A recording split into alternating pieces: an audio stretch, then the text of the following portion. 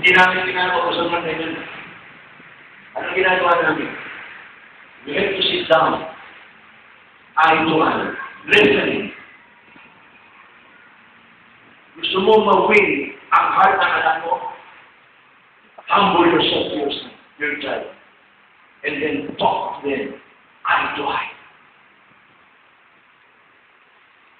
Napakaganda po.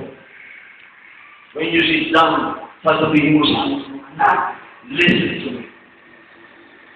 Then, pag nakita ng anak mo, bumababa, and eye to eye, don't you ever speak to your child. Hindi sa pwede tuloy. Kinakailangan eye to eye. You talk. O minsan, inaanak mo anak mo, and then, eye to eye.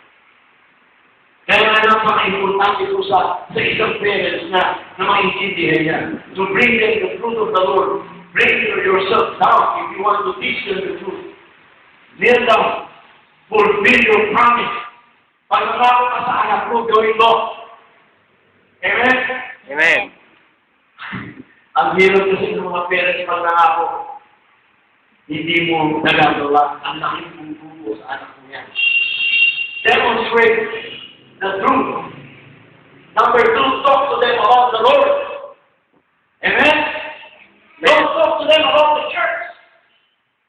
Talk to them about the Lord. Talk to them about the love of God to them. Eh marami mga parents, isa yan, ako, lumaki akong church. Lumaki ako. Pag pinag-uusapan sa pamilya namin at tungkol sa church, naiinis ako. Pag simula kong naiintindihan ko, pag ako nag-anak, hindi ko pag-uusapan ang tungkol sa church. Ang pag-uusapan namin tungkol kay Lord. Because they will learn to love God, not the church. Amen. Sa kaputa ng problema sa church, dadalhin mo sa bahay, hindi ka maintindihan ng anak mo. Ang gagawin pa, doon tayo mag-meeting sa bahay natin, dahil bakit sinabi si Pastor.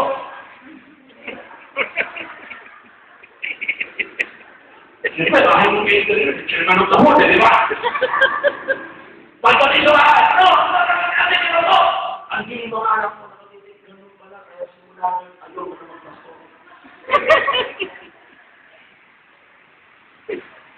Nakakakunik pa kayo sa akin? Yes. Dahil ganun ang tatay ko. Pag merong problema sa church, dinadala ang meeting sa bahay. Ang kinandaan ko yan. I talk to my children about Jesus Christ, about the cross of Jesus Christ. And they learn to love God, not the church.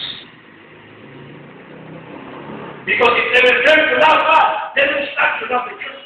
Amen? Amen. But if you will start loving church, then they will not love God.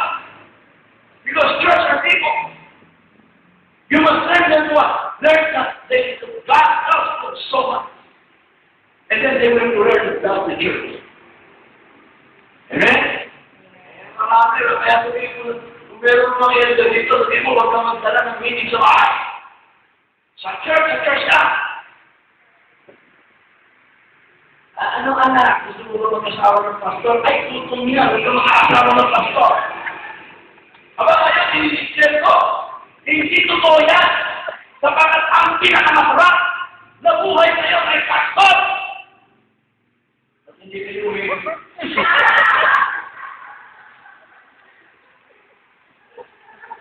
Ayaw yung baby. Tandaan niyo. Ang sarap maging pastor. Oh, sinihin mo ito. Ano mo pag sinasabi ko ang sarap maging pastor? Totoo po yun. Nararamdaman namin mag-asawa. Mag-asawa at akong bunso sa Sabado. Sa Sabado. Anak pa rin ang pastor. Listen. Kapag ang pastor, nagkaroon ng pastor sa pamilya nito, the blessing of God will be upon them. Sino yung nanay yung founder ng Methodist John Wesley? She is a very godly woman. Kita mo yung anak niya. merong senator, merong pastor, may doktor. But once na merong pastor sa pamilya mo, tatalo yung blessing ni Lord sa pamilya mo. Kaya kapag meron nang ikaw sa anak ng pastor, pauoy mo na.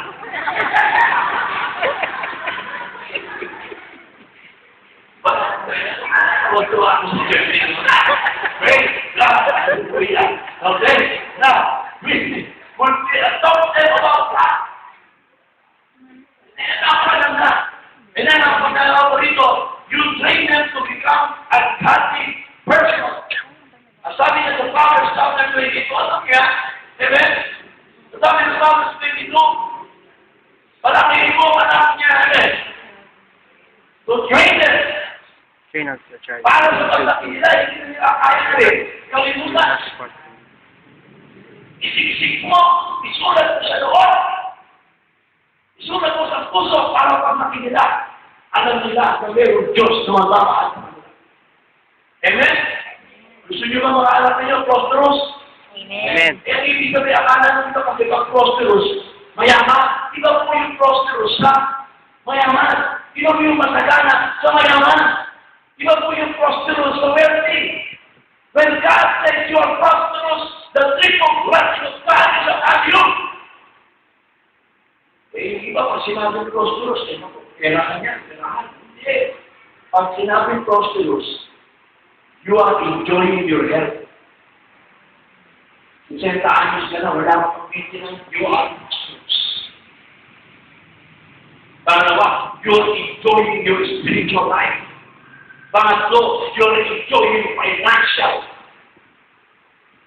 Yan ang triple blessing ni Lord. Diba? Ang dami mo ng pera. Isang katero pa naman ang sakit mo, hindi ka prosperous. Malusog ka nga. Hindi mo naman mabiling gusto mo, wala kang pera, hindi ka prosperous. Diba? Malusog ka, may pera ka. Tuwing linggo pa rin sa church, hindi ka prosperous. All of this is a simple blessing of God. You want to become prosperous. You enjoy your physical life. You enjoy your finances. And you enjoy your spiritual life. Then you are prosperous. Declare the life of the people. You are prosperous. You are prosperous. Oh, you are prosperous. Iwala. You are prosperous. Hindi na kailangan maintindihan natin na tayo ngayon. Prosperous ng dahil yung ang kahirapan. Mindset lang yan. Hindi ka lang mo yan. Uy. Mindset. Pag-isip mo pala ang hirap ng buhay. Talagang hihirap ka na. Kamusta ang buhay mo, kapatid? Hirap. You always think there. Hirap din po sa hirapan. You always declare I am blessed. Amen? Amen. Sabihin mo, I am blessed. I am blessed. If you are blessed, God will bless you. Amen. Amen? Amen. Hindi yung pag-isip mo pala. Hirap ko ba? Ano ba, hirap talaga. Ito ba matindi?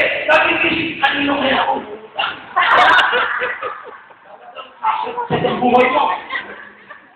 Hindi mo na pag-isip mo, Lord, salamat sa buhay ko. I am ready to receive your blessing today. Yan ang mga sakarino. If you are always declaring that you are mahirap, then magkakahirap-hirap ka na.